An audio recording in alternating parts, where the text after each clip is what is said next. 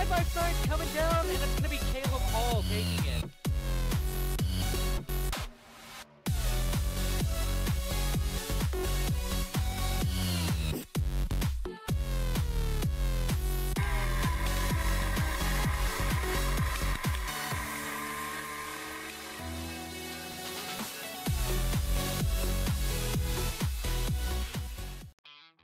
So hello everyone, welcome here to the Chicagoland Speedway in Joliet, Illinois for the third round of the Solstice Proline Cup Series. And if we wonder that anything, if anything, can top the last 2 weeks, well, we're just going to have to wait and see. As it's Josh Mertz bringing you the call, as always, for High Voltage Media Productions. Alongside me, Dylan Livingood, and Dylan, Chad Mikas, the hometown favorite in the outside poll.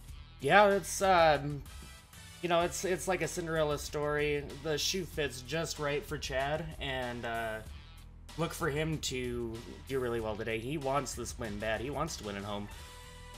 As Ricky Johnson on pole in car number 93, then it is Mikas. As we get the command to fire the engines, it's Michael Frisch, Chris Wetz, Jonathan Taylor, Brandon Lambert, Corey Spencer, Dylan Poteet. We have Steven Merzlak, Keith Sherman, Kevin Dwight, Jake Poulin, Arnold Columbia, Gabe Herschel, Joey Bailey, Matt Wishart, Dylan Smith, Andrew Schwartz, Cody Erdman, Cole DeRozier, Nick Baker. A good 20 cars getting ready to take to this mile-and-a-half oval here in Joliet. 84 laps, 2 stages. And what will happen? We say that every single week. Glad you could join us here on HVMP live from Joliet, as Ricky Johnson and Chad Mikas lead us to the green, and we're racing in Joliet. Oh, and problems with Wetz already. That's going to stack up. A couple of guys run 3 wide, about 5th deep in the pack. And Sherman was 3 wide with Lambert and Dwight, and Poulin benefits from that, the Daytona winner, locked into the playoffs, along with Michael Frisch. And Matt Mikas will lead us entering turn 3. So the hometown favorite from Chicago will lead the first lap in the Mountain Dew Camaro. And caution looks like it's out already, as we have 4 cars in turn 4, all crossed up. We'll go ahead and we'll give you a look at what brought out that caution there.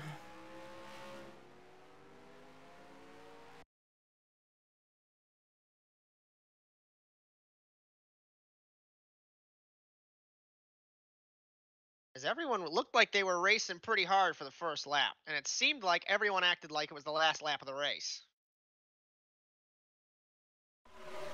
Yeah, we're going to take a look here. Looks like the one just got a little too tight, and yeah, this guy's running way too hard for the first lap. I totally agree with you. What's interesting is DeRozier, Nick Baker, Schwartz, they all just synchronized spinning in turn 4. And Arnold Columbia, I think he got loose, and looks like we crashed under yellow. And Michael Frisch, as we come back from replay, is involved in this.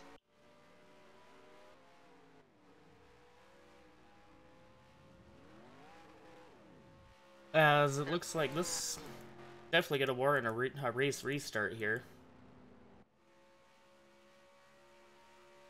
As I think that is Solstice policy if we do wreck on the first lap. At least I would imagine so. So we're going to roll out some backup cars and do this all over again.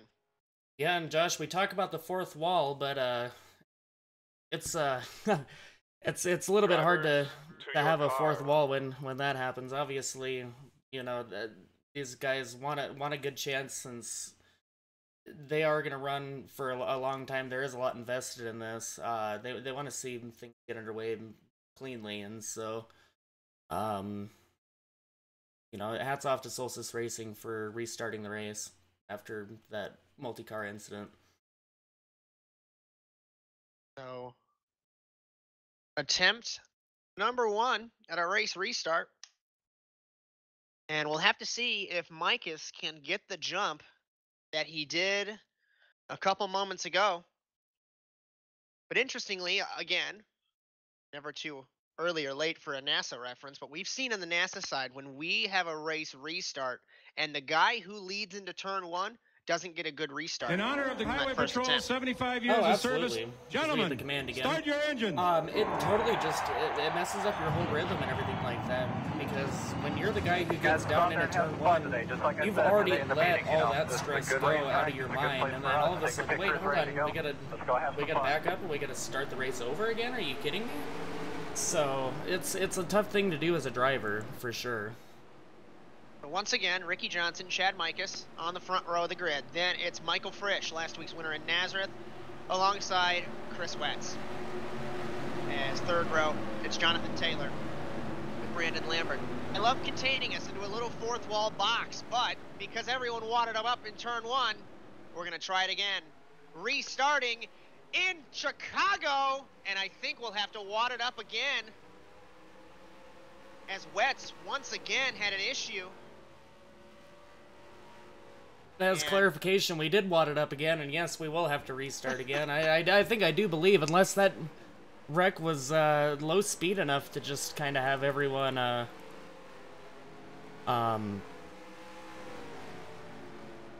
be able to manage making it back around for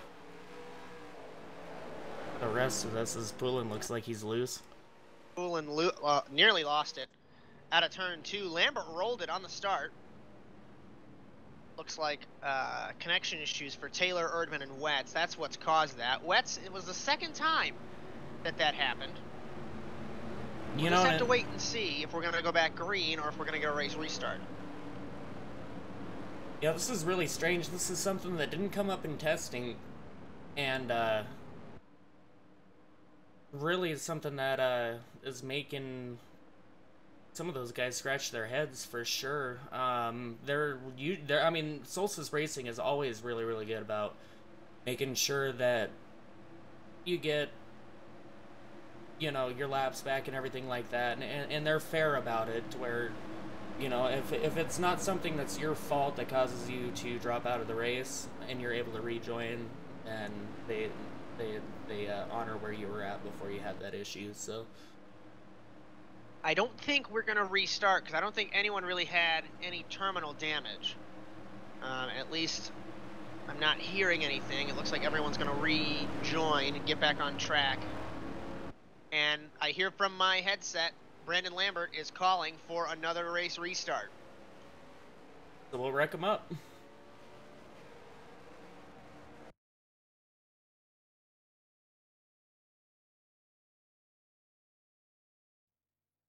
And get another re-rack.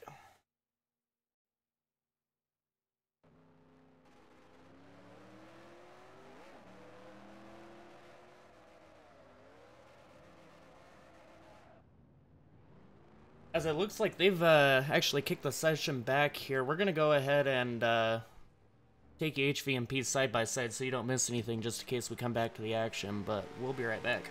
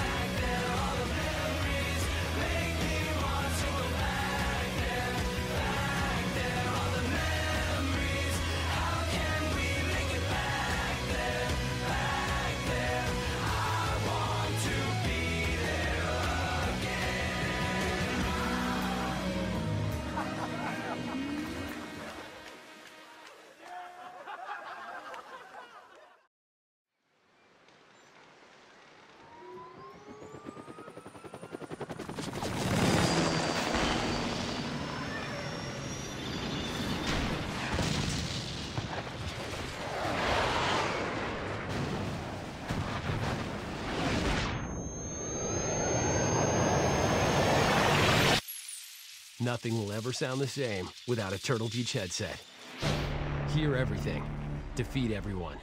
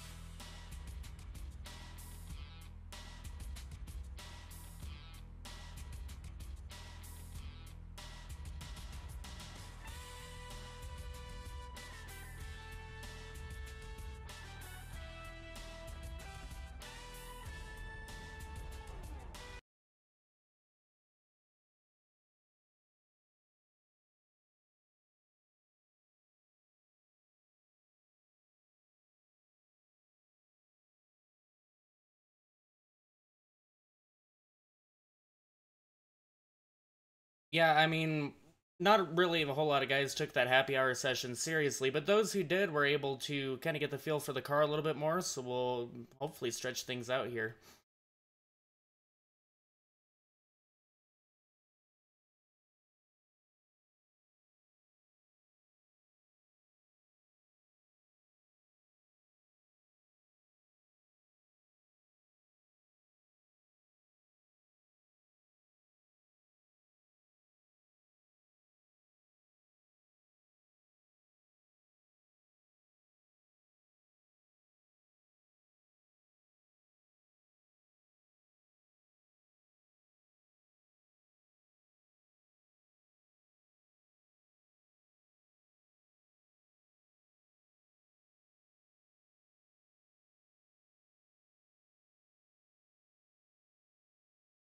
Yeah, and so Josh, I think we're having less of those issues with the guys who were having issues, and yeah, thankfully those guys moved out of the way and weren't an issue this time.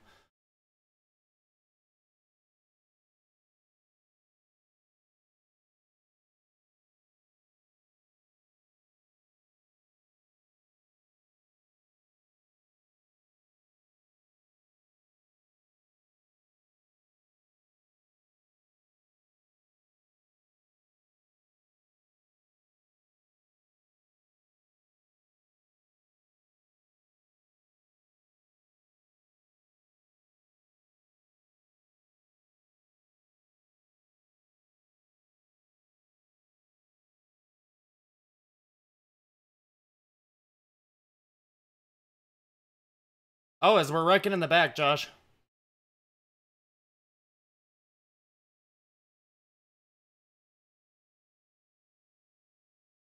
Well, so luckily there we did get a little bit of more of a green flag run than we did. We'll have to just see again what brought that out. I hate to see them after taking so much time to get things right. You know, we have an incident so early on, but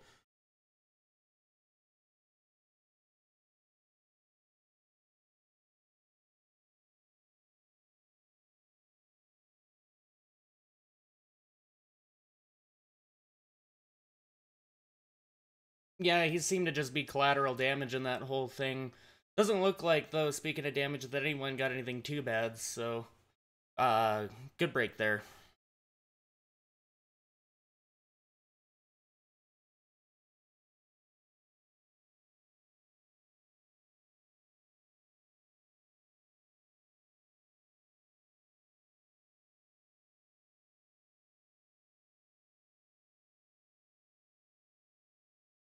Yeah, so Chad, I'm sure is still grinning ear to ear, uh, from, you know, because he's leading this race.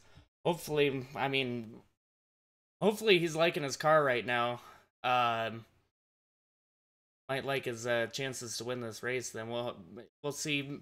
We're gonna try to pull all season our stage winner in for an interview. As we do stage racing here at the Solstice, in the Solstice Proline Cup Series.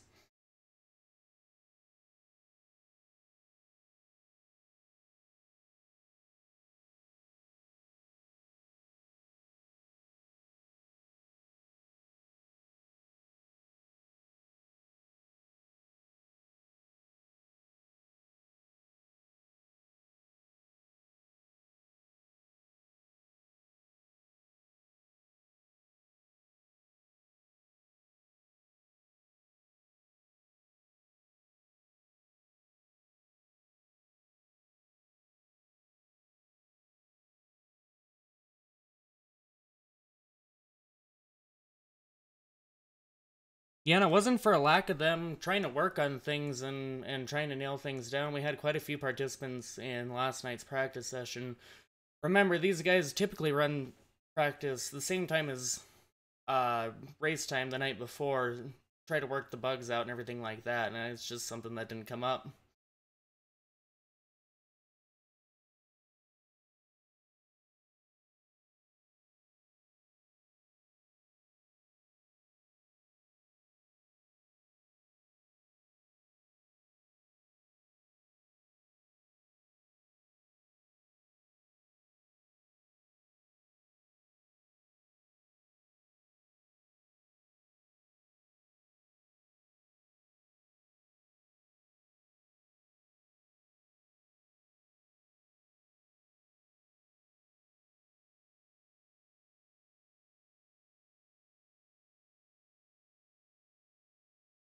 Yeah, and it'll be interesting here to see really which line is going to be better on the restarts here. We didn't really get a fair analysis of that on that first restart, so...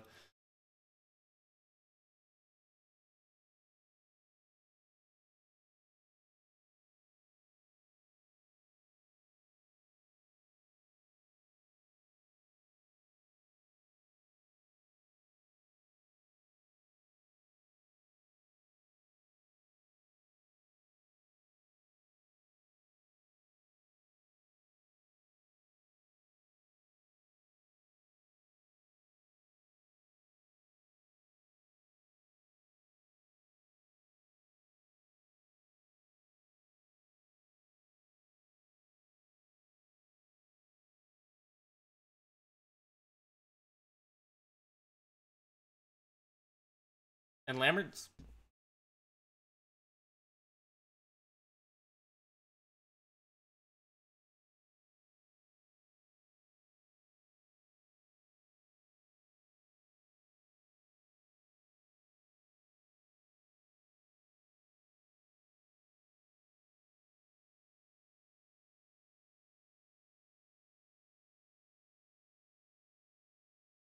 And tough break for him, you know. We've got a couple of Merzlak fans watching this stream right now.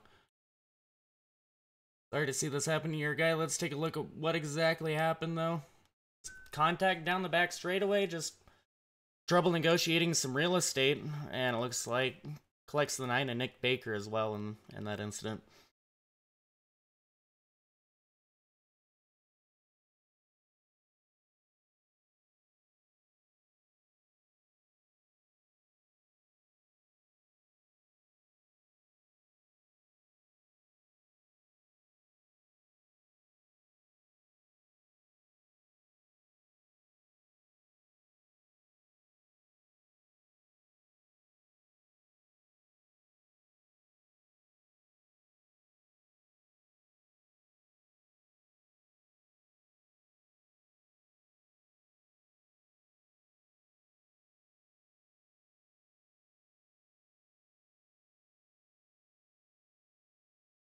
Yeah, I mean, you can't have a good week every week, and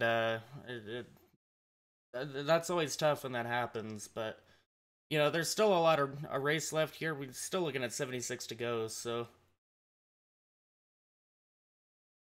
plenty of time to bounce back.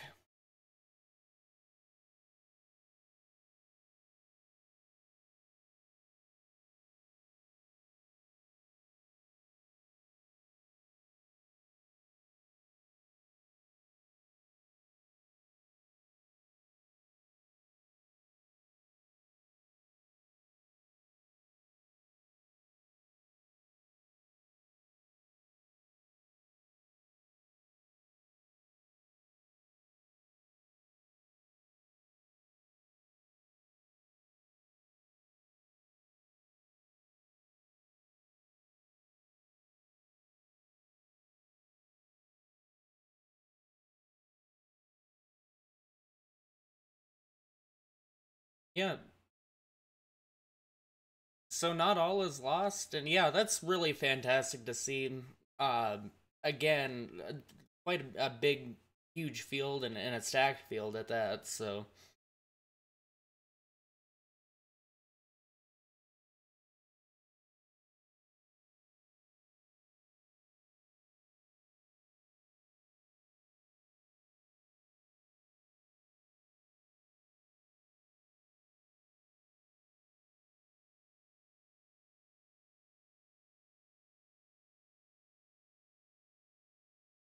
yeah, and the two starting on the front row, of course, longtime friends, longtime rivals as well.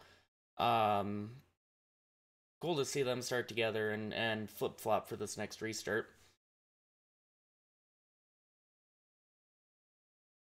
Hmm.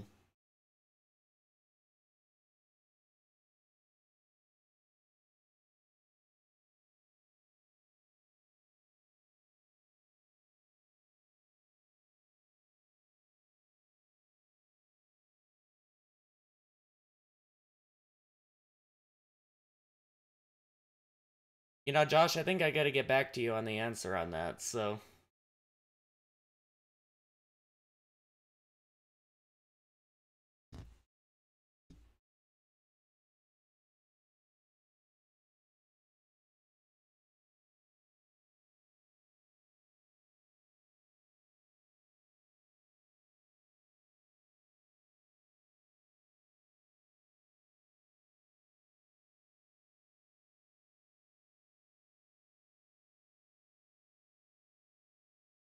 Oh, so we just caught it there in the corner of our monitor there.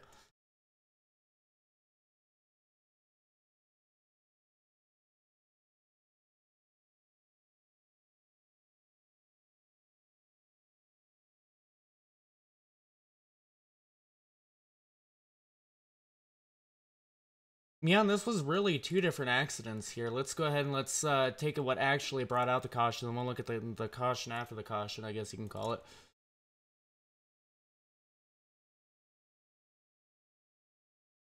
So you see, we took the restart there, just beating and banging doors already, and it looks like Dylan Smith just got a little too, ooh, wow, that was a violent wreck. Dylan Smith just got a little bit too overzealous there and got in the back of Corey Spencer and caused all a washing machine effect in turn 2. Josh, you got any dirty laundry you need done?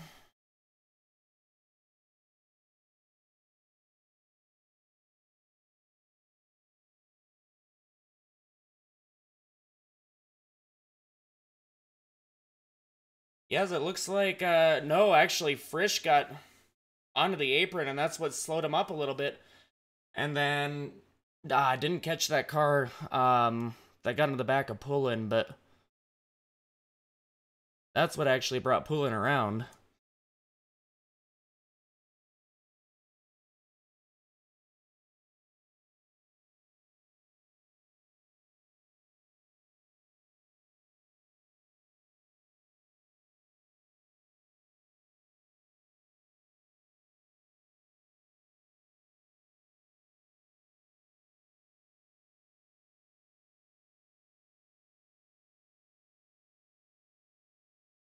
Yeah, but that wasn't really where the initial...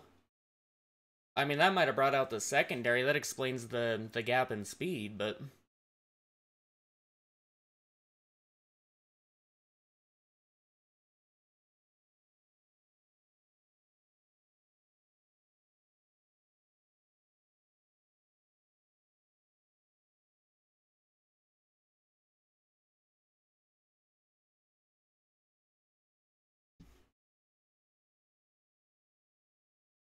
Man, such a heartbreak, and that's such a...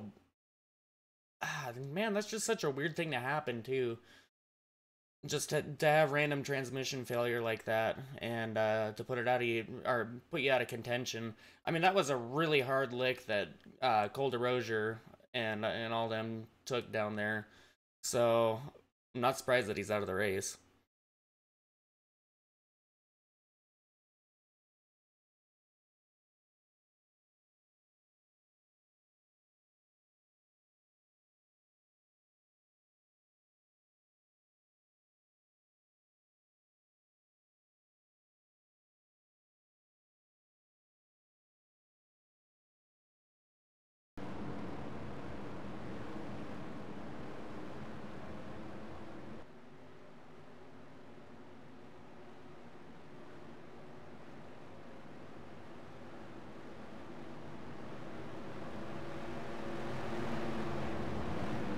And I was looking on the monitor right next to me. It was the 58 that blew fourth gear. And that's why he dropped to the apron, because he lost all the weight in the car. That's what caused all that. Well, it's a bummer to see. Honestly, a real bummer to see. We know Frisch is super fast. Luckily, he got that win last week, and he's in the playoffs.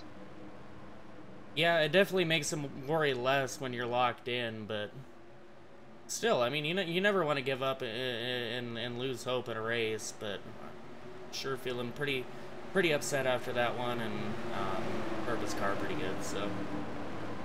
As Micus leads Poteet.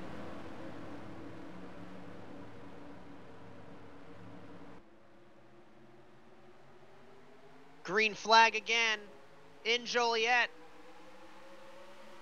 As Erdman side by side with Columbia. As we enter turn 1 again. Poteet hoping to take the fight to Micus. Pushes up on the 25. Nearly makes contact with him exiting turn 2. And hopefully we can get another lap in. Nearly contact with Erdman and Columbia. 3 wide with Taylor, Wishart, and Columbia. Is the Canadian on the outside. Exiting turn 4, Wishart slides it around the 32, goes. I don't know if that's going to be a caution. Can he save it? He's not going to save it. Good save, partially, for the 32. Not hitting anything's the important key, but not going to bring the caution out. Thankfully, he was able to save it in front of the entire field and put it down into the grass. Micus leads Poteet, Taylor, Columbia, and Wetz. As 3 wide is Lambert, Erdman, and Kevin Dwight. As I think this is the break that the drivers were really wanting, that's going to allow them to kind of stretch things out and just ride for a little bit here. These guys tired of spending time under caution. They want to see green flag racing. And under 10 laps to go in the stage.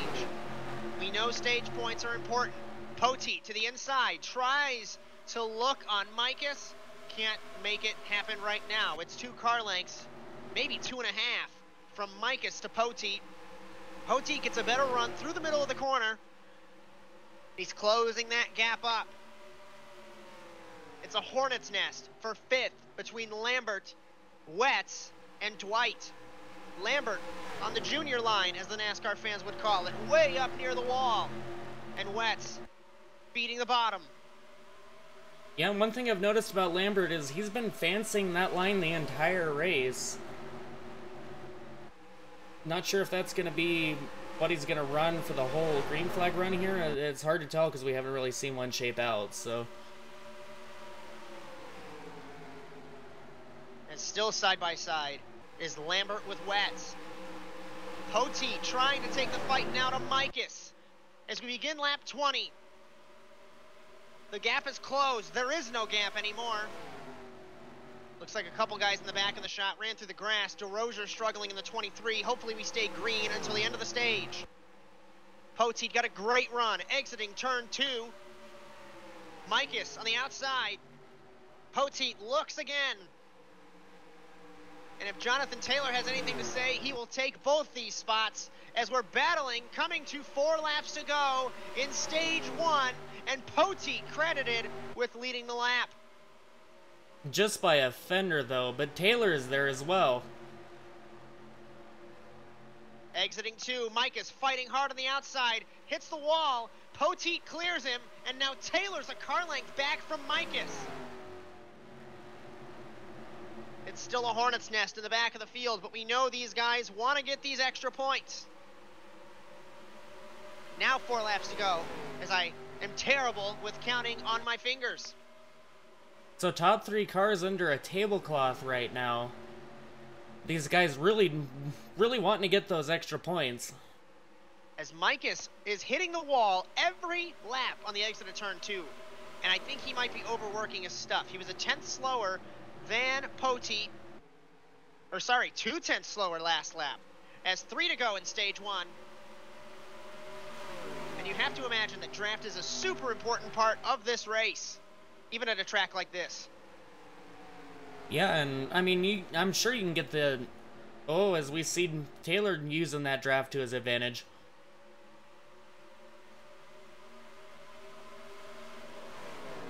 Yeah, you can really get a run going into the corner, I've noticed. Micus around his Wetz. In the 71, can he keep it on the wall? Nobody else hits him. Oh, heavy damage on that 71. DeRozier pitted before the stage end. I don't know if there's going to be a caution. I haven't heard anything from race control. Micus got passed by Taylor, and he's falling into the clutches of Arnold Columbia and Brandon Lambert. So I think the long run pace of the 25 is lacking.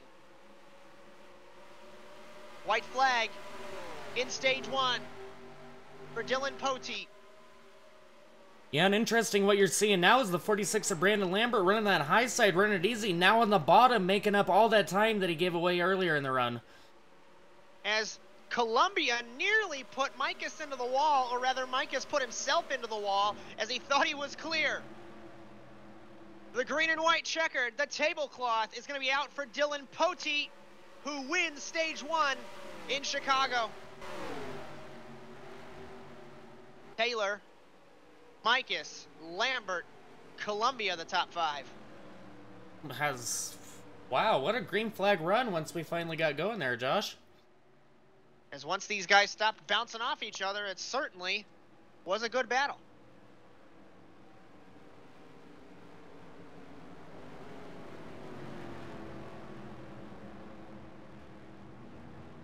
Strategy from the 23 of DeRozier that I noticed. I heard from race control he did pit before the stage.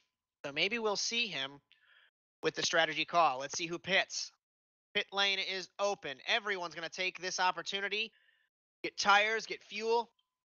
Unless you pitted right before the stage, but that's a very risky game to play. As Wetz barely makes the commitment line on the 71 and he loops it in the back.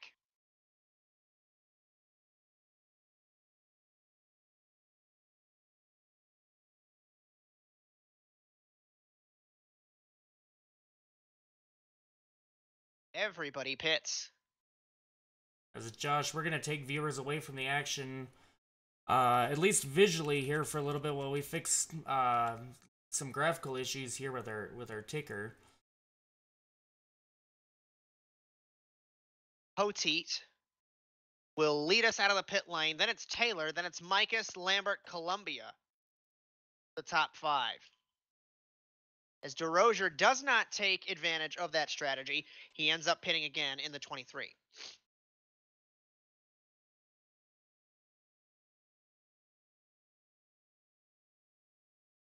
As Wetz is all torn up in the 71. And while we have a second, let's talk to our stage 1 winner. As right as I go about to say that, we're going green. So we'll catch up with Dylan a little bit later on. As Poteet, Taylor, Micus, Lambert, Columbia, the top 5. So it looks like they're not wasting any time to get these guys back going again. I was glad you can join us here on HVMP live from Joliet for the Solstice Proline Cup Series. As we end stage 1, we be about to begin stage 2. Dylan Poteet leads us at green, and we're racing again in Joliet. Side by side, Taylor with Poteet. Into turn number 1, Micus battling Lambert. Lambert back on the outside. And Taylor did not get a good run on the bottom of the groove.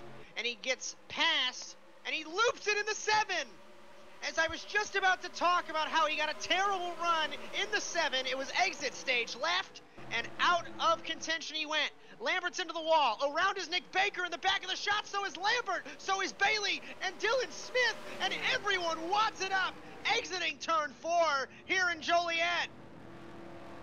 Oh, man, as a massive wreck.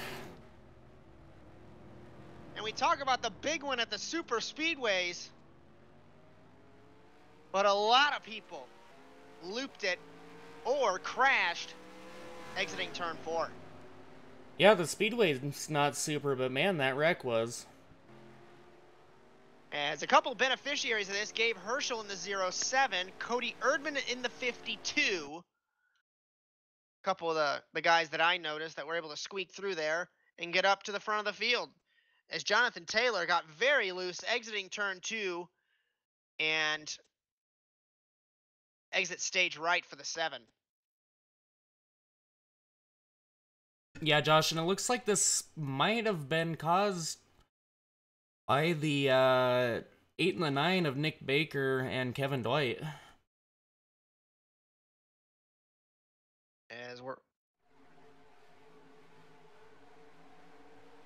As Jonathan Taylor just has rotten luck in the 7 because he was battling on that restart and then ended up looping it in the 7. So he got taken out of the equation. Kind of as a benefit because everyone else crashed. Lambert ended up in the wall. Yeah, I'm really not sure what caused that secondary wreck there, but that was just really odd. As there was the night of Nick Baker getting around, but that's not what initially brought out the cause for concern here. It was all down to the 46. As the 46 essentially just did the same exact thing almost as Baker did, except there was a wall there to sort of catch him. As I have heard that I think Lambert was sent to the end of the longest line for causing that accident, but he ended up in the wall. Baker spun it.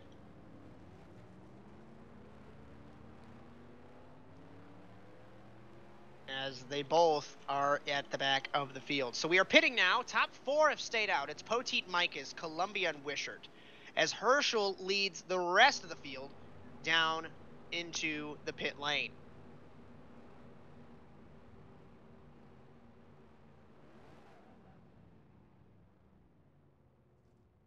As only 4 cars stayed out on this pit rotation.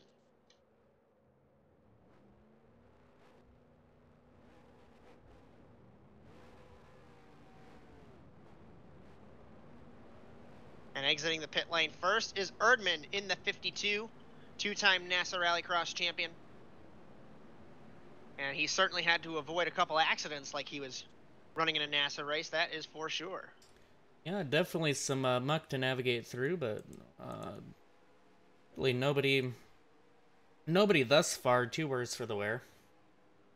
As I think the biggest accident so far tonight was Wetz when he had all those issues, I should say, in the 71. As we look at the back of that car, it's all torn up in the 71. I'm interested to see if Joey Bailey can make his way back to the front. He was fastest in happy hour. Didn't have good luck in qualifying.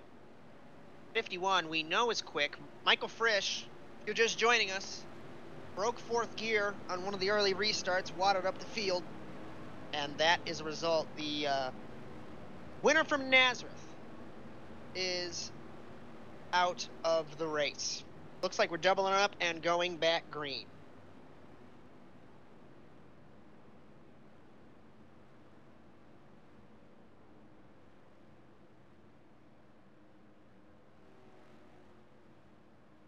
Yeah, as Josh, I'm glad to report that our viewers were able to catch that last restart, so that's a good thing. We did get our issues sorted out before then, so...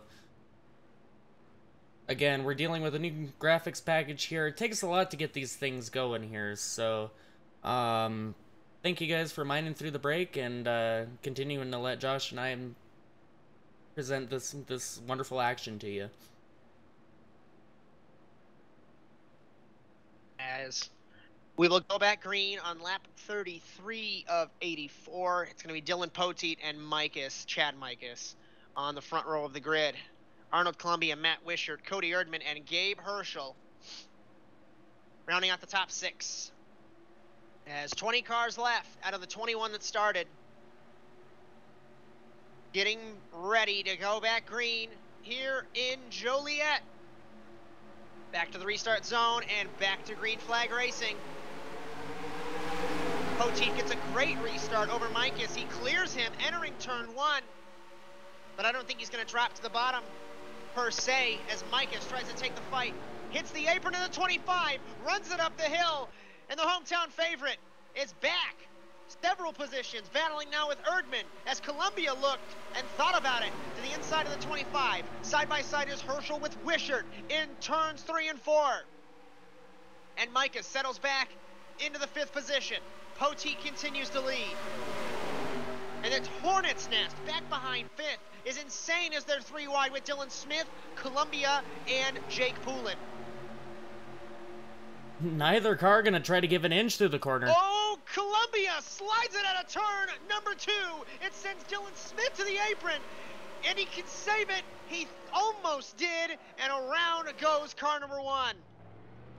Oh man, as I thought he was gonna save it. No caution, it was only 1 car. We know Dylan Smith's temper. We know he won't be happy. On the outside, Herschel, and we are throwing a caution.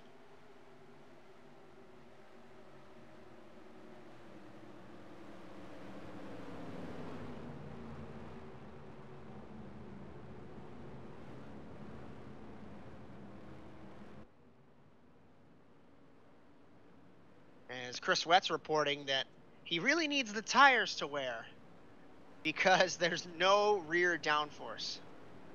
Yeah, and we noticed that in the first run that we had, or in the first stage that we had, those guys really weren't getting much traction as far as grip on the track was concerned. And then we had that green flag run, heated up the tires, weared the tires a little bit in a little bit, and they were able to get a really nice green flag run in where I mean, you could tell everyone's car was just handling like butter.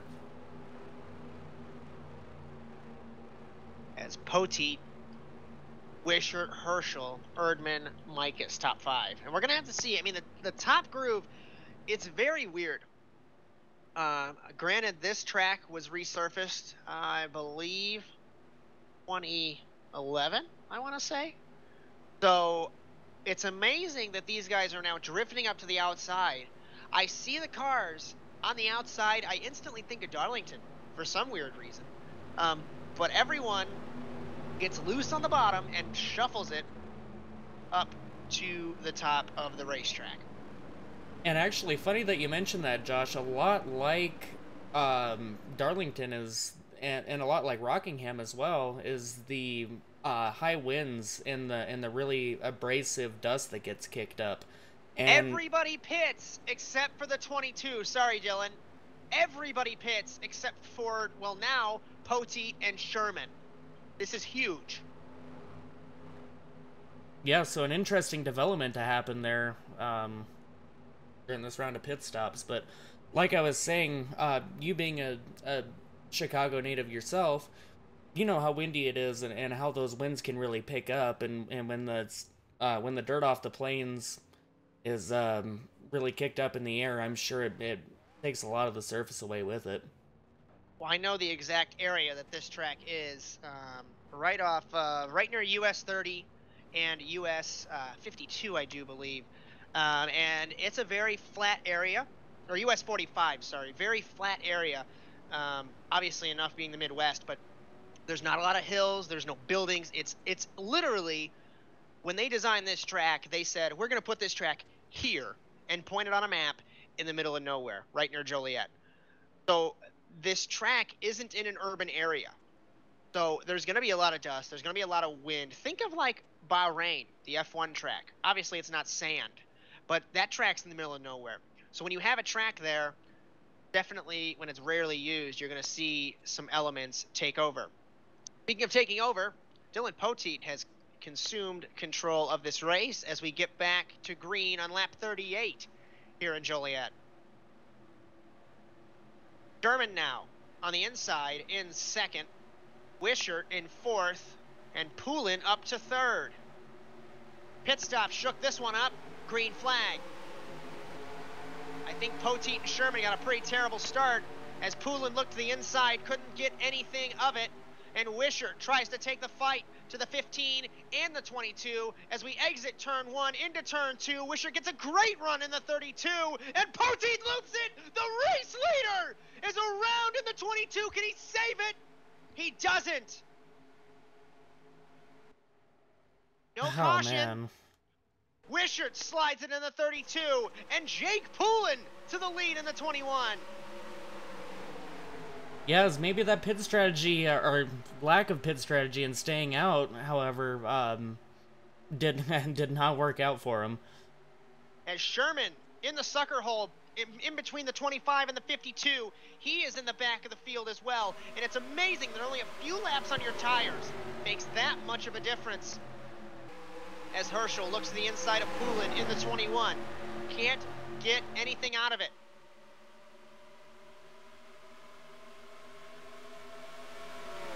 I'm surprised that Wetz, with no rear bumper, is in 7th. Yeah, downforce definitely has to be compromised on that car and making a great run out of it, despite. As Taylor and Herschel hounding the 21. Fastest man on the circuit is the 22, as caution is out. 22 of Poteet. And Wetz in turn 4. As we just talked about him having a great run, back to the car into the wall again. Commentator's curse. And that looked a lot like Daytona, as 4 cars ended up sandwiched behind him in the retaining wall.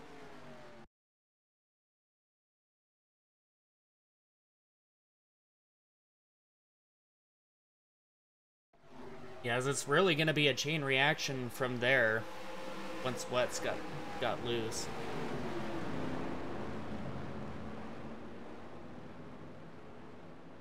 You saw the 93 in the corner of your shot getting loose as well, trying to avoid that incident. It was very interesting in the drivers' meeting. Brandon Lambert said to the guys, "Yeah, guys, this is going to be a really quick race. Here we are. After 3 restarts, we are taking crossed flags under the caution as Keith Sherman stays out again in the 15." Not really sure of the strategy there, but okay. So he will take crossed flags the next time around as race leader.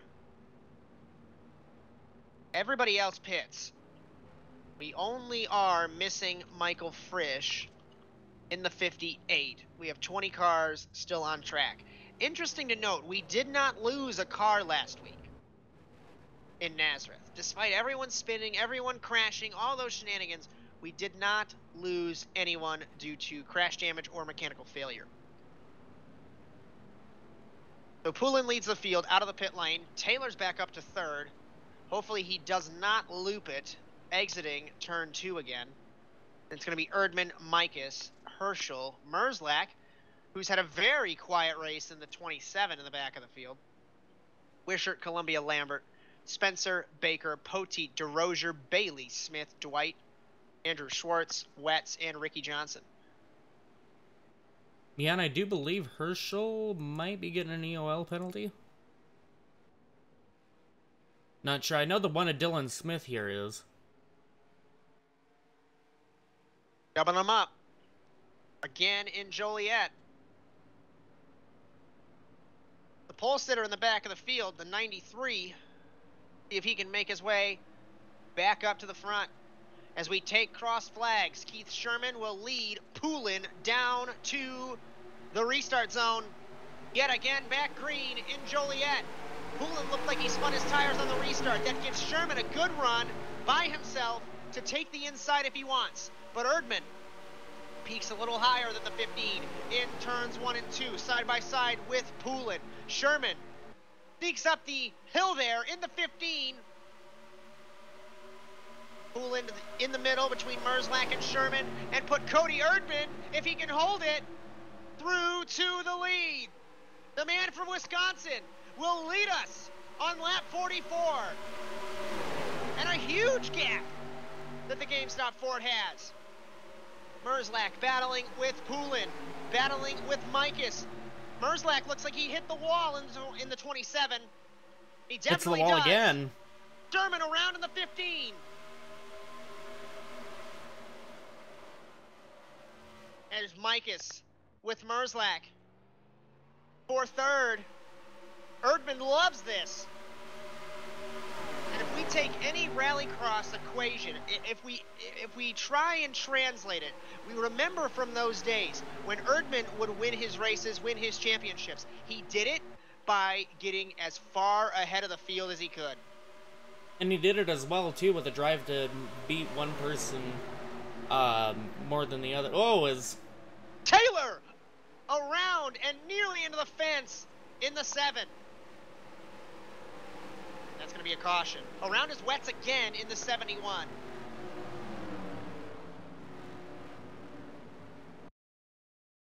And I'm not sure if that was a jab at me or not, Dylan, but I certainly thought it was fairly interesting. Well, I'm sure one person who he'd love to beat would be Jake Poulin in this field. Those guys have a lot of experience racing against each other, and you know, whenever you race somebody for years and years and years, you always want to beat them, so. As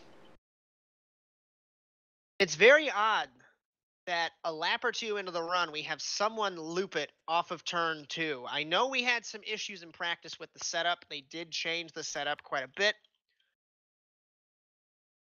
Let's see if Erdman will lead us down to pit lane. He will pit.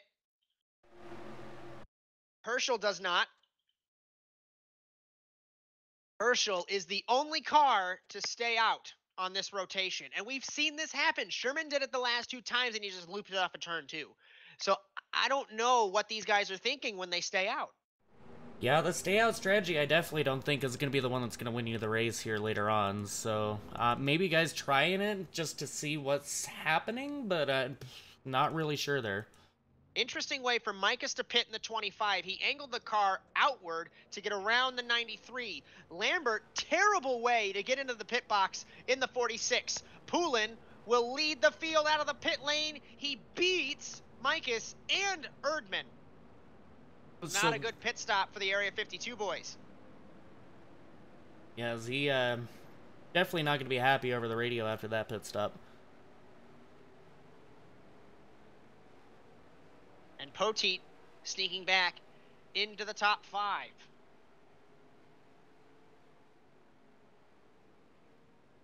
As he has the only lap within the 28.8 second bracket. Granted, it's only by 0.02 of a second. But then it's Micus and Taylor at the 28.9 second bracket, and everybody else is in the 29 second bracket. That should really tell you who the fast cars are here today. Get ready to go green. It's going to be Gabe Herschel and Jake Poulin on the front row of the grid. Then Micus and Erdman, top 5. Rounding that out is Poteet in the 22. Beginning lap number 48 here at Chicagoland. And it has been a hell of a race so far. Back green. And Poulin gets a terrible jump again. And will Erdman be able to take this fight to Herschel that he did on the last restart? Through turns 1 and 2. Ooh, as Poulin was very strong coming off a 2 despite that terrible restart. Poteet ping-ponging off the 8 and the 32. Everyone on the outside. Herschel Erdman in the back of Herschel. In the front of the field. And we had a wreck in the back as well. Jonathan Taylor again with Andrew Schwartz. We got one spinning through the grass as well. That's going to be the 8 of Kevin Dwight.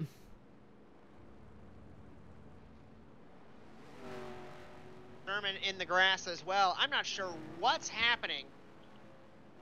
As it looks like Jonathan Taylor has called it a night in the 7. One of the fastest guys, once again, out of the race. I thought we were going to save it, but guess not. As there was a lot going on during that wreck, so... A lot of these guys, here's what I think the issue is. These guys pit, which is great, which is normal. But the tires can't warm up.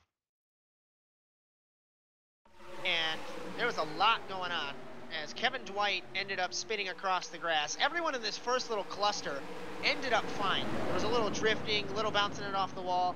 The real big thing was Jonathan Taylor lost it in turn 3 right in front of Andrew Schwartz and then the 93 of Ricky Johnson. That was the big thing that caused all of that. Pitting again. Let's see who stays out. Poulin, Bailey, Wishart, and Merzlak.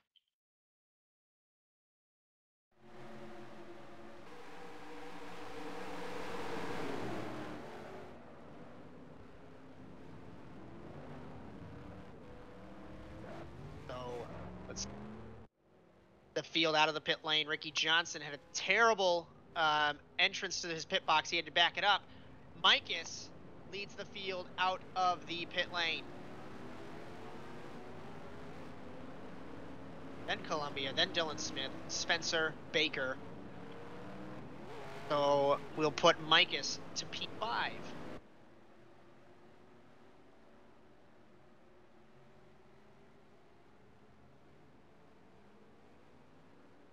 Cody Erdman getting into longest line penalty. Merzlak. Going green this time in Joliet. We haven't seen Joey Bailey up front at all today. We'll have to see what the 51 can do. One of the fastest guys in Solstice nowadays. Especially after the last 2 weeks.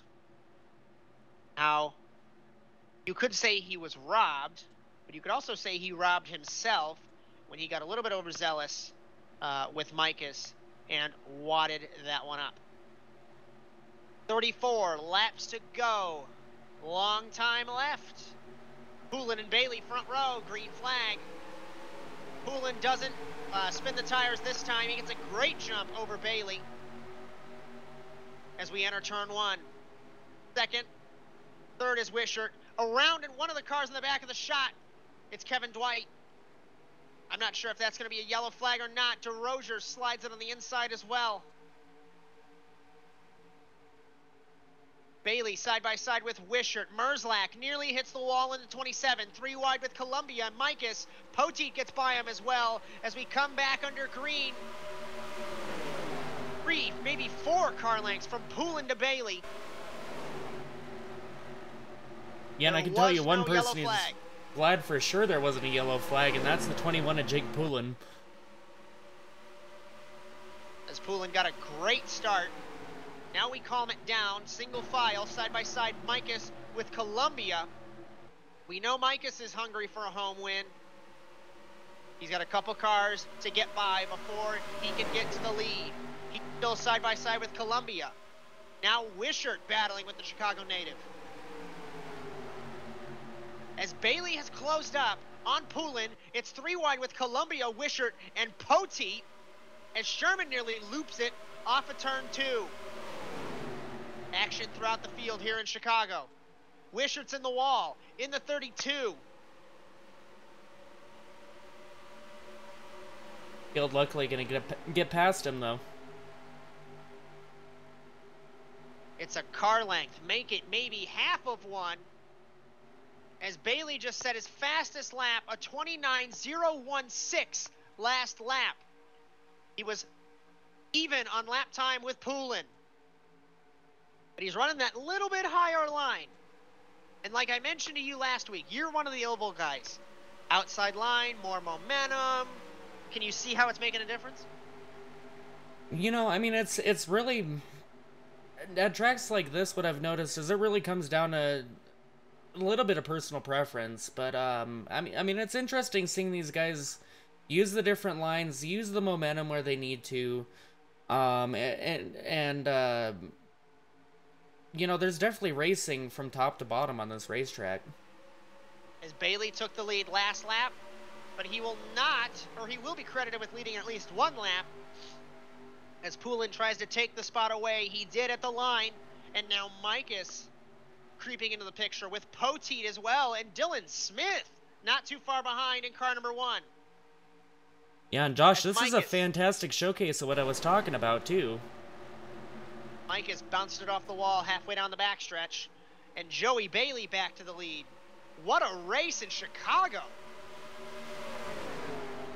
We've seen for so long, whether it's sim racing, whether it's the Monster Energy NASCAR Cup Series, the mile and a halves get this reputation of cookie cutter, of boring, of whatever derogatory term you could put there. But this is a hell of a race. Yeah, I mean, there's definitely been no lack of excitement so far. That's for sure. Side by side with Poteet was Micus. Poteet couldn't close the door, or couldn't close the deal on the 25. Joey Bailey has about, we'd say, a half a second lead, probably 4/10 more like, in the 51. Poteet goes to the inside of Micus in the 25 to try and take the fight for second again. Slides up. Poteet completes the pass. As we're beginning to string out ever so slightly here in Chicago. What a great battle all day long. And Bailey has stretched his gap to 5.5 over Jake Poulin. Micus hits the wall again, exiting 2, and Dylan Smith takes the advantage to him in car number 1. As Herschel with Columbia battling behind them. Yes, it really seems to be like they're on two sides of a spectrum from when they dropped the green flag for the restart and to about now in a run. It seems like a lot of guys, you know, a few laps in the run started pushing, but man, on that restart did they lose. Gap lengthens, make it nearly 0.6 of a second from Bailey to Poteet. But we remember last week, Bailey had a huge lead, and there was a caution. Now, we don't want to jinx him, but if history repeats itself, it's not going to be too great for the 51. Yeah, and I know 51 definitely doesn't want to repeat that, and neither does the 25 of Chad Michaels, so... As we did end up wrecking those two, battling for the lead. It was very close to the end there. What a race in Nazareth. Yeah, and Josh, actually, speaking of last week's race, I don't think I've seen a more exciting race at Nazareth even be run before, so that was a lot of fun to watch with you last week, for sure. As next week we go to Mio Chovo, the first road course of the season, and then Homestead, Miami, and Five Flags. So that's the next couple weeks here on the Proline calendar. It's going to be interesting to see. We know a couple of the road racing guys, Dylan Smith being one of them, having history on those type of tracks. So and speaking of Dylan Smith, he got a hard in the wall on the backstretch. Luckily, he's only going to lose one spot to Arnold Columbia there in the 39, but that could have been a lot worse. He was about ready to lose two positions there. Another one to Gabe Herschel. He might here. Once Poteet cleared Poulin, we saw that gap lengthen. Poteet is on pace with Bailey, and Poulin I don't think is, with either of them. Yeah, it's Poulin's car after that great restart dropping off a little bit later here in the run. The gap was nearly 0.4. It was 38 hundredths. Now it's 0.21 of a second. Poteet rather, on fire. He's so much faster than Bailey. Into turn 3. 51 versus 22. Poulin, Micus, Columbia the top 5. Herschel, Dylan Smith, Brandon Lambert, Keith Sherman, Cody Erdman. The rest of your top 10 as we take it back. Corey Spencer, Nick Baker, Chris Wetz, Matt Wishart, Ricky Johnson through 15th.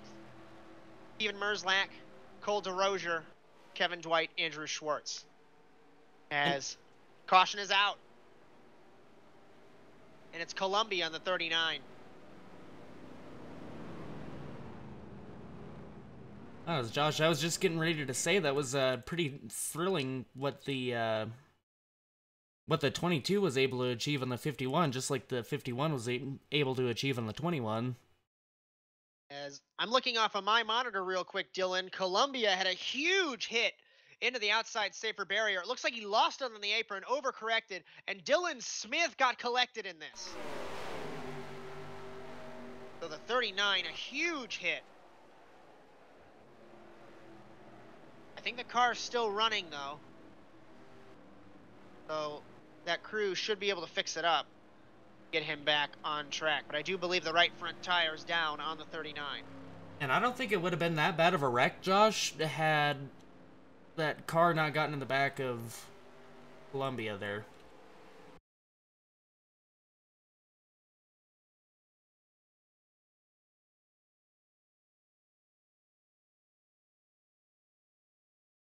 As we were running through the field, and then we had a caution. As just under 20 laps to go here in Joliet.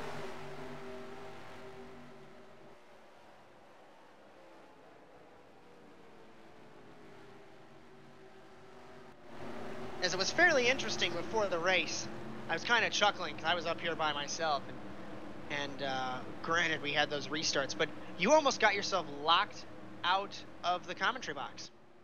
Yeah, it was definitely a close call. I mean, man, I put so much effort into getting these graphics done for our fine viewer audience that decided to take a little bit of a nap a little bit, and, you know, I mean, it's hard to wake me up sometimes, and so took a nice little slumber, and luckily I was able to make it up into the commentary box to join you for today's race, so. As Schwartz, I believe he's on the lead lap. Schwartz is on the lead lap.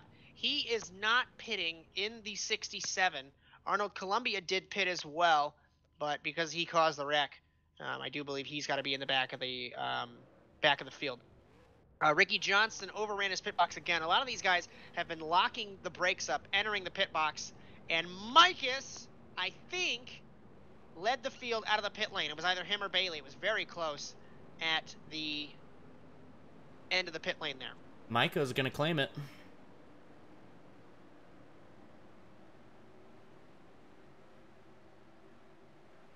It looks like Schwartz is not the leader, I don't think. He is in turn 1, credited with 18. We'll just have to see how everything shakes out, but we're doubling up, so I think it's Micus versus Bailey. And where have we seen this before? I might have to get back to you by the next caution on this one, Josh. If, you know, it's 2019, so of course we have to end up with an analogy like this, but think of your iPhone and think of the emoji where the hands are covering the face. This is what's going to happen as we're about to take the green flag here on lap 68. Are you saying you're emoji reacting, Josh? You just have to duck and cover, and absolutely, I'm emoji reacting. Micus and Bailey on the front row of the grid. And holy smokes, this is going to be great. Green flag. Micus, hometown favorite, doesn't want to end up wadded up in the fence like he was 1 week ago in Nazareth. Poulin battling with Poteet, 21 and 22. You couldn't mix that up if you tried. Exiting turn 2, Bailey in second. Fifth is Herschel. Then it's Poteet and Poulin battling for third. Poteet had a great run off of turn 2, and he tries to take the fight to Bailey. High, wide, and handsome on the outside, but he couldn't make it happen as Bailey slides up and keeps the 22 at bay. Into the wall was the 07 Herschel as Erdman took nearly to the grass to avoid it. As the Hornets' Nest make it about 7th spot. Chris Wetz in the 71 battling with Dylan Smith. Herschel with Erdman. And Micus, I don't think is going to have to Columbia into worry the back about, of Dwight. I don't think he's going to have to worry about the battle. Around is Dwight. Caution is out.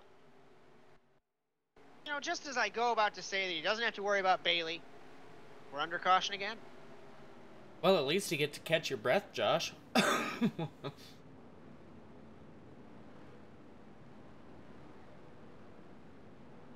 As Micus, Bailey, Poteet, Poulin, and Lambert top 5. We had a discussion off air about how important it is to have a second commentator here on HVMP and ASN, of course. And I mentioned to Dylan, and I said, you know, I've done Rallycross by myself for so long, you can't shut me up. So please, feel free to interject if you have a thought. Man, I try to, but you definitely paint quite the picture for the viewer at home. Even when we lose, occasionally we hate it when it happens, but occasionally when we do lose video feed, you definitely keep us in the loop. So thank you so much, Josh, for your commentary. Again, like you said, you know, 2019 is going to be the year that some of the best forces in sim racing broadcasting get together. So let's see who pits here, Dylan. We expect the leaders to do so. Bailey does not. And what have we said all night long? If you pit, you're golden. If you don't, you're in trouble. Him and Wishart have stayed out. Man, and if I had to guess, I'd guess these drivers aren't watching our broadcast right now. That'd be pretty impressive if they were. But certainly, you would imagine they have some form of, whether it's teammate or crew chief. I don't know how in-depth these guys are, but you imagine, just like the iRacing guys, they have someone focused in on the coverage to realize if maybe staying out's a bad idea. As Poteet leads the brigade out of the pit lane, I don't think he took 4 tires. As the rest of the field exits now, it was Poulin with Micus. Poteet only took right side tires, Dylan. Yeah, it's really interesting. I mean, that's been happening for a few guys tonight. They've been electing to take 2 tires and beating a few guys off pit road. And it's been working okay for them. So, again, we still have I mean, if we run things the way we've been running things, we'll have another caution. So let this be the last final chance to actually give that a shot and see how it works in this last restart, before you get down to the nitty-gritty of things. As I think we're going green this time in Chicagoland. Joey Bailey will lead Matt Wishart, who then leads Dylan Poteet, Jake Poulin, and Chad Micus. So Micus goes from 1st to 5th. Then Lambert, Smith, Erdman, Wetz, Schwartz, the rest of the top 10. This has been absolutely fascinating here on High Voltage Media Productions, and we hope you have enjoyed all of the action here in Chicago. We're not done yet. 14 laps to go. Green flag. Bailey leads Wishart. Entering turn 1. Bailey looks like he clears him. We have to expect that inside car to dive it into the middle of the corner. But Wishart, I don't think is going to get it. He's going to battle with Poulin. Exiting turn 2. Poulin has the run on the outside over the 32 of Wishart. Poteet looks on Wishart now.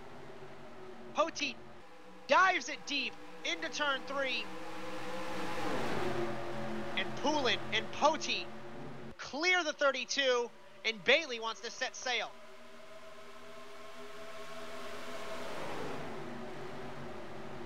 Side by side is Wishart with Lambert. Erdman peaked in the 52, thought better of it. He's side by side with Micus. Micus files in behind him. A lot of these guys on the outside, and then you drop down right in the middle of the corner. Yeah, and Chad, this is, or as we're looking at Chad, Josh, this One is around. It's Schwartz into the middle of the field, into Wetz, and over is the 67. Caution is out. Luckily, the 67 was able to get flipped back over from Nick Baker, but Andrew Schwartz has parked that car as Wetz trying to get back going in the 71. That was a huge accident in turn 1. Yeah, consider everything I was gonna say to be a moot point at right now, but I'm surprised that Wetz's car is still running. 71, all torn up. As I think it happened again. Just like Columbia. Schwartz lost it like Columbia, but this time he got all the way turned around right into Wetz, and they both ended up airborne. It tossed the 67 right over. yeah, the 67 is Schwartz getting a little bit more damage, I'm sure, to the greenhouse and the top of the car and everything like that than Wetz. Wetz got pretty lucky there, and he just kind of bounced all the tires when he went around, and airborne, and as violent as it was, still, he was definitely the one who got away with it with less damage than the 67. So Joey Bailey leads us again under caution. Now, we look at the fastest lap of the race. Poteet still holds that fastest lap, 28.895. This has almost become basically like a restrictor plate race. I mean, these guys, you get the draft, you get the slipstream, slingshot. If you get the draft down into turn 3 or turn 1, and you know what I think about? I think of Joey Logano. I think it was in the Clash, or maybe it was his duel, where he had that impossible from 4th, I think, to the lead in turn 1. That's what I imagine these guys are going to try and do. Yeah, and Josh, actually, right before that caution came out, I was just going to ask when I was watching the 51 of Bailey and the 21 of Poulin, was, you know, if one was going to kind of outpace themselves and fade back, like, earlier in the run, and then who from back in the pack who was going to come back through and end up being the third contender for that, because we've seen that a couple of times tonight, how people kind of flip-flop and leapfrog, and then all of a sudden there's a third horse in the race. A lot of pit strategy. Keith Sherman and Poulin around his Wishart on the end of the pit lane. Sherman will lead us back to green as no one stayed out. Going to be Poulin, Bailey, Micus, and Lambert the top 5.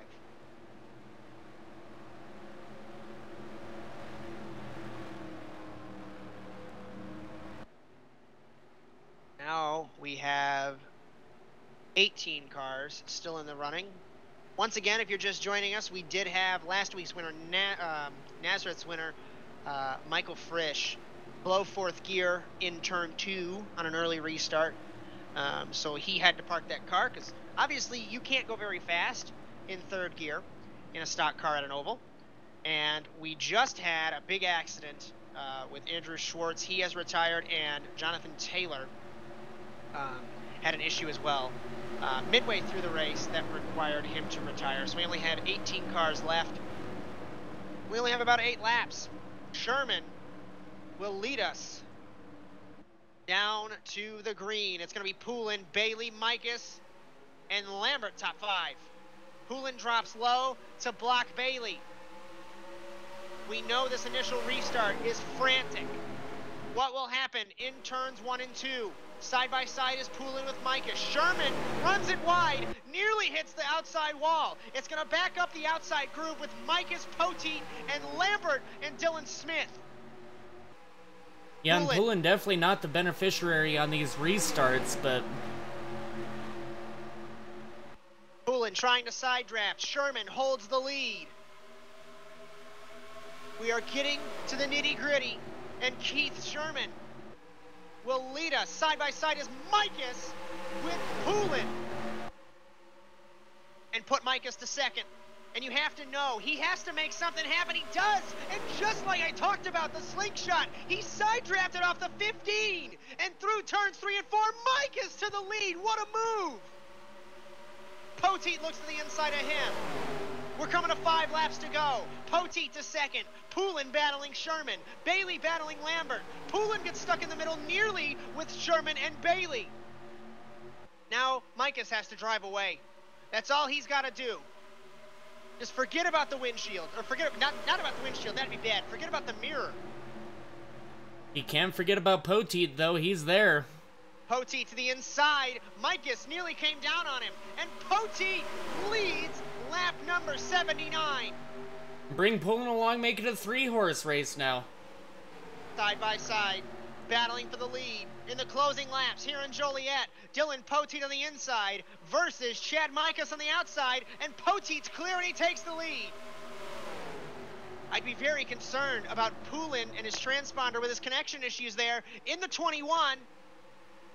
There's nothing scarier than racing a teleporting car.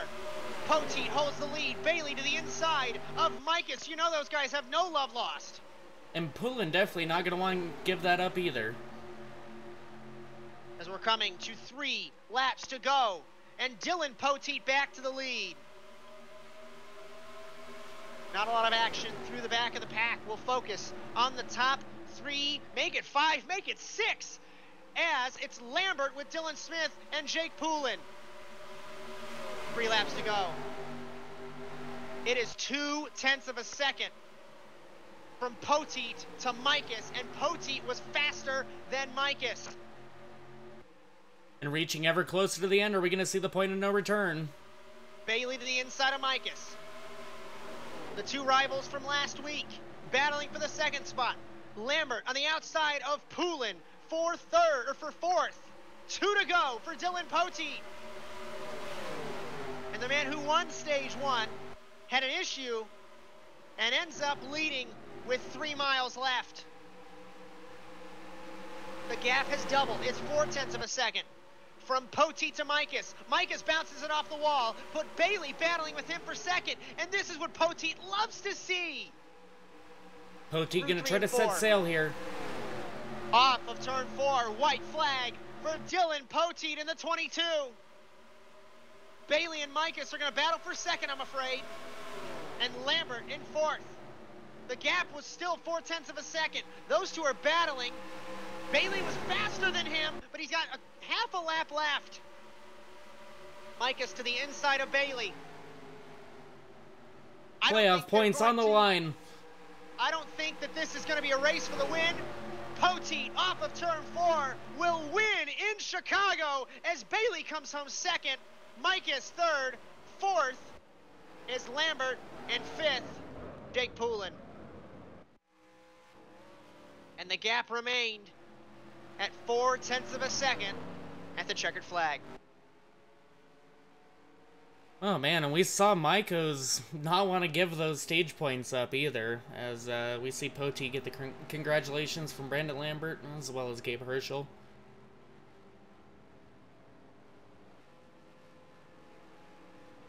As man, you couldn't have asked for a more action-packed last 5 laps for the top 5. And you know what's funny, Dylan Poti? We tried to talk to you when you won the first stage. We couldn't catch it. How is the feeling to sweep the stages here in Chicago?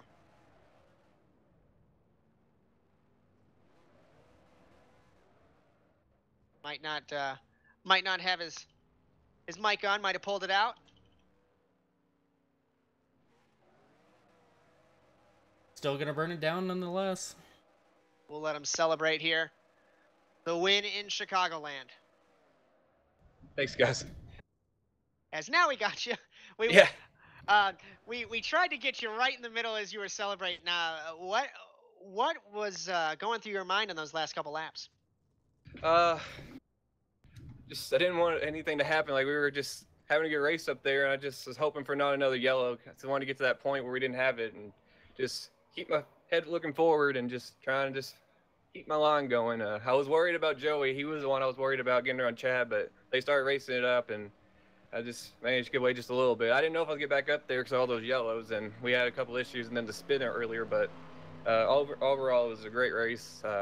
Didn't expect in a million years to do what I did today, but it's been a while since I won an NR race, so I'm definitely going to cherish this one for a while. How difficult was it on those restarts? Because it looked like it was an ice rink. Yeah, the bottom was horrible. It seemed like everybody preferred the high side on the restart because everybody was kind of pushing up off the corner. I feel like about the second to last restart, I feel like I was starting to figure something out on the bottom because I got stuck down there a couple times, and it stuck for me. So, like I said, I know we try to play games to get on the outside, but you guys just do what you got and just whatever they give you and just go with it. But like I said, once I just got up there and I can just hold the bottom after the initial lap, cruising from there. But like I said, it was just a great race overall. Just can't believe I won. I have one last thing before I throw it over to Dylan. How does it feel to be locked into the playoffs? Yeah, that's funny because I was not sure how much I was going to get to race this season. And like I said, just everything was up in the air for me. But I think I got quite a bit more motivation to be here every week now. So it's one way to talk somebody into running full time. So I think I can deem myself full time after this one. So yeah, this is a big time relief, and now I can just kind of look forward to the rest of the season without any stress. So really excited about that. As Dylan, you got anything for our race winner? Yeah, I really wanted to know what really made the difference between the guy in front and the person who was in second or third, or even farther back than that. After we got more than a few laps in the run, what was the major difference that allowed those guys to really catch up on the guys who were leading early on in that green flag run? I think just having the clean air and not having to worry about somebody being on your outside just helps a lot. It just kind of keeps your mind clear. It seemed like whenever I was running on the bottom, I would have trouble passing some guys, and especially I think, like I said, racing 25 to 51, they would run a good line in the middle, and they were able to hold me off. So, yeah, like I said, you just have to kind of keep digging. I was searching the bottom. I didn't even practice the bottom during practice. I was actually rim riding the high side, and just the race started. I found some on the bottom, and I just stuck with it, and it just kind of worked out. It's most people run up high, and you just kind of take the lane that's not being taken up as much and just go with it. So overall, like I said, just it was tough. But like I said, once you got on cleaner, I think it's a whole different ball game. It's so much easier to get around the track, and just it seems like it handled a lot better out there. Well, I mean, what a show you drivers put on for us today, and thank you so much, Dylan, for your time. Congratulations on being locked in the playoffs, and Josh, 3 different winners in 3 different races. As absolutely action-packed here in Solstice. As when I joined you at Daytona, I was thinking to myself, this isn't going to be very exciting. There's going to be one guy winning every single race, and that was certainly proved wrong, as we are into the beginning of the season here in season 21 of the Proline Cup Series. As next week we go to Miachovo for the first road course race of the season. But before we wrap it up, what were your thoughts about today's race? You know, it was really great to see the multi-groove racing. Once the tires broke in, it was really great to see all the different lines and all the different strategies that were pulled off. Again, what another thrilling and fantastic race from the Solstice Proline guys. As we hope you enjoyed today's coverage here at the Chicagoland Speedway. As next week, like I've said 4 times in the last minute, we go to Miachovo for the first road course race of the season, and that is going to shake up the status quo, certainly. As for Dylan Livingood and Dylan Body down on pit lane, like I said, hope you enjoyed today's coverage, and we hope to see you next week in Miachovo for some road racing. But until then, so long, everyone.